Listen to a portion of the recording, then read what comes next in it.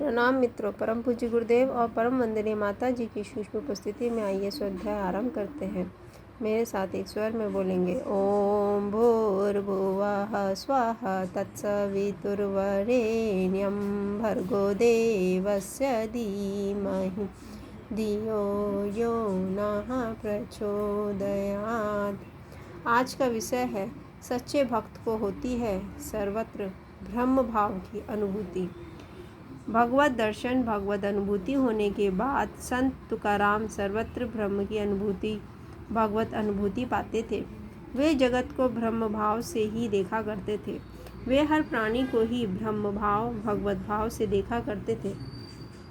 इसको लेकर एक बहुत ही रोचक कथा प्रसंग है। इंद्रायणी नदी के तट पर बैठकर तुकाराम प्राय भजन कीर्तन किया करते थे।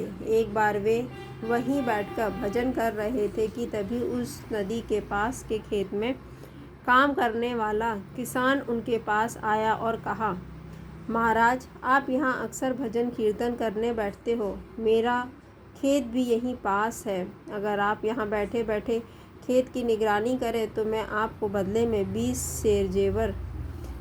सेर ज्वार दे दूँगा। उसके अनुरोध करने पर संत तुकाराम नदी किनारे वाले उस खेत की रखवाली करने को तैयार हो गए। उस खेत की फसल को पशु पक्षी अक्सर बर्बाद कर दिया करते थे। संत तुकाराम पहले की तरह ही नदी किनारे बैठकर भगवान का भजन कीर्तन करने लगे। वे हाथ से छाछ बजाते और मुख से अभंग गाते। छाछ और अभंग की आवाज़ सुनकर प्राय पशु पक्षी उस खेत में न आते, पर एक दिन जब उस खेत में लगी ज्वार की फसल कटने को थी और वह अभंग गाते गाते भगवान के ध्यान में मगन हो गए, तभी छाछ और अभंग की आवाज़ बंद हो गई। आवाज़ न आने के कारण चिड़ियों को खुला खेत मिल गया। वे उस खेत में आ बैठी और खेत चुगने लगी। थोड़ी देर में जब संत तुकाराम का ध्यान टूटा और वे पुनः छाछ बजाते हुए अभंग गाने लगे, तभी उसी आवाज़ को सुनकर खेत में दाने चुग रही चिड़ियाँ उड़ने लगीं। तब तुकाराम जी ने उन चिड़ियों को दाने चुगना छोड़कर उड़ते हुए देखा तो वे समझ गए कि उनके डर से ही चिड़िया खेत से उड़ी है। यह देखकर यह सोचकर उन्हें खेद हुआ और उनके मुख से अभंग निकला कि पांडुरंग विट्ठल भगवान की कृपा का विश्वास तो तभी करना चाहिए जबकि प्राणी मात्र एक सा दिखाई दे। मुझे शंका करने या डरने का किसी को कारण नहीं। मुझसे शंका करने या डरने का किसी को कारण नहीं, चिड़ियों को भी नहीं। मुझे तो सर्वत्र मेरे पांडुरंग विट्ठल ही दिखते हैं। फिर इन चिड़ियों में भी तो पांडुरंग होंगे ही। तुकाराम जिसे जिसे देखता है उसे आप ही सा समझता है। इस प्रकार संत तुकाराम के विचार में मग्न होते ही फिर से चिड़िया खेत पर बैठने लगी और दाना चुगने लगी। उसी समय उस खेत का किसान भी वहां आ पहुंचा।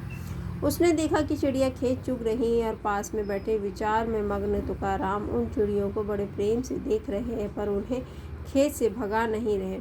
उस किसान ने संत तुकाराम के सामने अपनी नाराज़गी प्रकट की। अब उसने अपने कहे अनुसार संत तुकाराम को 20 सेर ज्वार देने से बेचने के बहाने को ढूंढ लिया था।